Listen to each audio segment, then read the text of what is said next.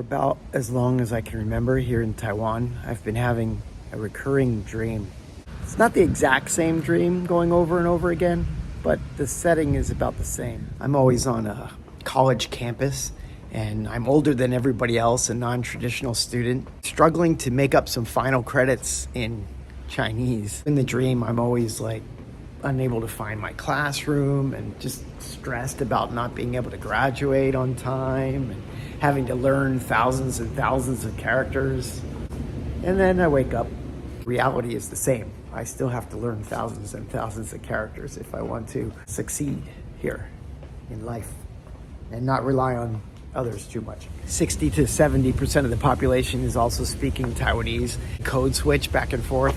There's the famous Zhanghua meatball, Zhanghua Baowan, Royuan. So in the government buildings and at school, they're using Mandarin. This video is about my very uphill journey of learning Mandarin and also accumulating little by little Chinese characters. With learning Chinese, I am walking or crawling. Sometimes it feels like I'm making great strides. I'm often getting tripped up. I can be completely stalled on my tracks. Sometimes I feel like I'm actually going backwards. But there are also great achievements, successes, aha moments, ha-ha moments, and uh-oh, did I just say that moments? Here's one of the largest grabber machines I've seen. If you indulge me, I'd like to tell you some stories. I had a year of Chinese in undergrad, and the professor was from mainland China. He was maybe fresh off the plane, although he had a British accent. Maybe he spent some time in England. But the guy did not want to shake things up too much. He was really easy on us. And I ended up getting an A in Chinese, basically just learning really easy stuff, like the numbers. I still have the books. So I think every single one of us in the class got A's. The second semester, and since I got an A, and let me back up, I was a really poor language student. I almost did not graduate from high school because of my failing French grade. And my mom got me tutoring with Mrs. Paul, who kind of looked like Marge from The Simpsons. And she had a pink Cadillac. She used to drive me home after the tutor sessions. I ended up getting a D, and I graduated, and I was able to go to university. Only to take Spanish for a semester and get a C in that. Finally made Dean's List in my junior year with help from that A in Chinese. So I took it again, second semester. I think he taught us for 2 weeks, and the guy skipped town. Word was that he headed down to Florida. That's a cool old building. Not a representation of Florida or part of my story, but he gets a new job and wants to go to sunny Florida and escape the cold winters of Pennsylvania, I guess. The dean must have been scrambling to get somebody, so they hire this business guy already in the business department. They get a professor who had been in Taiwan. He's a white guy for like 4 years, so he knew a bit of Chinese. And I only remember learning like one thing. He had this old briefcase, and he taught us Joe, old. We had no information on our attendance, any quizzes that we had taken, and he probably felt sorry for us. I ended up getting an A or a B in the second semester of Chinese. I did study pretty hard, I think, for the final, and still my Chinese wasn't worth anything. I wouldn't have been able to buy a Zhanghua Royuan. So I stay at the same university for my first master's degree. I specialize in Chinese studies, not Chinese language, but Chinese history. And I take a liking, literally, she was kind of hot, to my advisor professor. So I did a thesis for her, and basically she says, if you want to learn about Asia, you got to get yourself to Asia. The class that I did most poorly in my first master's was her class. She was tough. Got a B. It's also the story of kind of how I got here. I tried unsuccessfully to transfer to the University of Iowa, where my girlfriend at the time was doing a PhD in biochemistry. After I graduated from my university, I go out to stay with her. And at first I wanted to apply with the JET program in Japan, government program for hiring English teachers. But their hiring time was April, and I was ready to go in September. My girlfriend at the time was actually gonna quit her PhD program. She was talked out of that very quickly. They're like, drop the redhead. So I'm hanging out in Iowa City, Iowa. I go to Chicago for an interview, and there's two guys. One guy, David, who ran the hiring portion of the YMCA OSCE teacher program, overseas YMCA core. I guess he liked that I had a master's degree, an education undergrad. And the other guy fell asleep in the interview. So I did not think I was going to get this job. Literally, I was trying to get really animated to wake him up. I'm making polyurethane refrigerator handles, 12-hour shifts, and I get this phone call at my girlfriend's, and they want to know if I accept the job. And there's 10 people chosen out of 100 interviews. They really pressure me. So I say yes on the phone. And my girlfriend's, she was there, her jaw about dropped.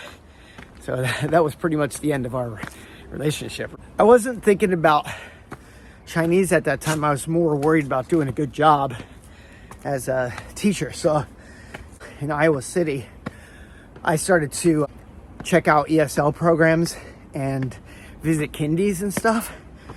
And just get some ideas for the road. The YMCA was great. I gained a lifelong friend, and I met my wife there. And the YMCA gave me 1 hour per week of Chinese. That's the least they could do, because my stipend was 14,000 new Taiwan dollars at the time for the first 6 months.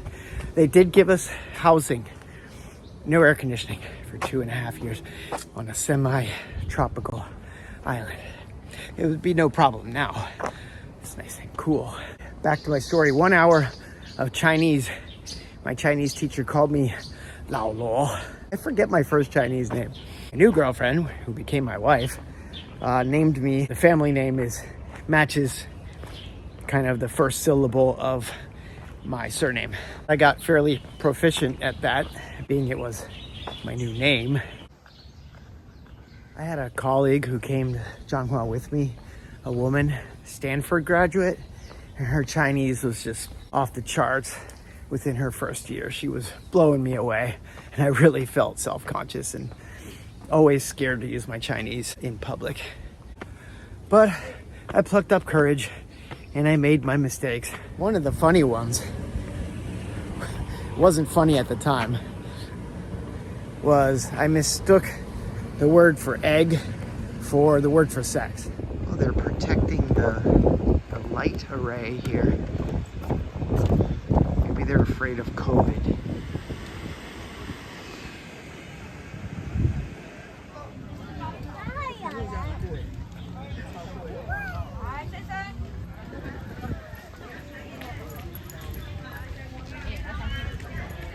Another one, when our motorcycle was broken, I told the mechanic that my piece was broken because the word for that is very close to the word for engine.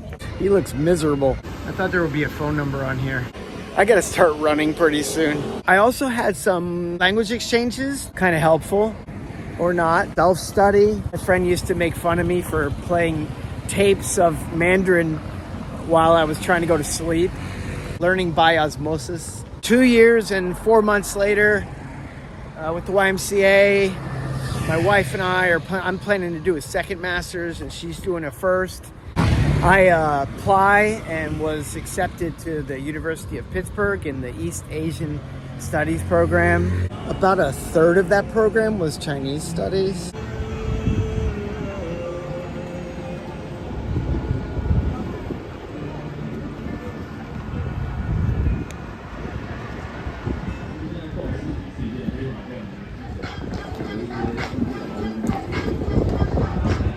still have those books too. How yellow they got. I thought that was a highly effective way of learning. The guy who ran the department, Dale Barnes, he had us once a week, I think, for like a lecture, and then we had these small breakout groups several times per week for both oral practice and written practice on a board. We wrote conversations to our partners on a whiteboard, and you had no idea what your partner was gonna say or write in the oral or written parts because you had all these substitutions. Well, let me show you. We had to learn these sentence patterns with substitutions. So for example, 所有的音,所有的子音,所有的母音. These are the substitutions that you could use for this sentence pattern. And then here's the Chinese. So my final exam was 16 pages. I had to write 8 pages in simplified and 8 pages in traditional. Here's an example of traditional versus simplified. Bong. I'll never forget this. The head of the department said that somebody cheated and we had to take the final again. We had to come in the following Sunday and write another 16 pages. I think I've actually forgotten a lot of those characters now. So I write as a means to recognize. It's much easier to recognize characters than it is to write. I always give the example of, saying, can you recognize the Mona Lisa? Yeah, but can you paint it? Losing my focus here. My wife starts her program first because she can start in the spring. And I had to defer and start in the fall in order to make sure that I helped her apply to schools. She got a school about 50 miles away from me, from the University of Pittsburgh. I get a job in a Chinese restaurant so I could practice my Chinese. One of the waiters actually gave me his kids' textbooks from mainland China, which I used later for my thesis, and I'll explain that.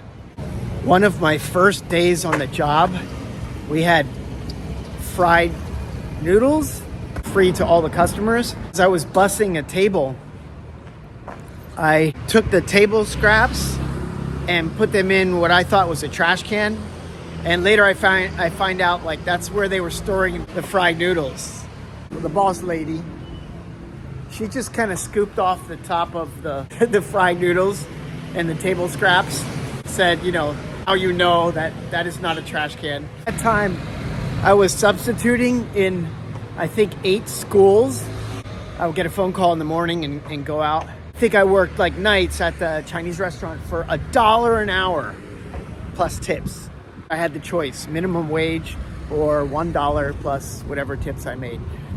And the other waitresses and waiters told me to take that deal. So I had a solid year and a half of pretty good Chinese language instruction. I got married to my wife, and I still didn't finish my program. I come back to Taiwan, transfer some language credits back, and write my thesis while I'm in Taiwan. I went to TLI, that's Taipei Language Institute, in Taichung, and Tonghai University in Taichung. Picked up a couple group classes and one-on-ones, got the credits transferred back to the University of Pittsburgh. Finished up my thesis. Look how thick that is. The topic was the opening up to publishers for the 国语课本, which is the 1st and 2nd grade Chinese reader. I compared 4 different publishers and also compared those to the original government publication, which used to be used in all the elementary schools across the island until they opened it up to private publishers. So I suppose that helped me a little bit, but my wife helped a heck of a lot. I helped her on her thesis too, which brings me to another point that I think we have a successful marriage because we kind of need each other. Our respective fluency in our mother language will help each other.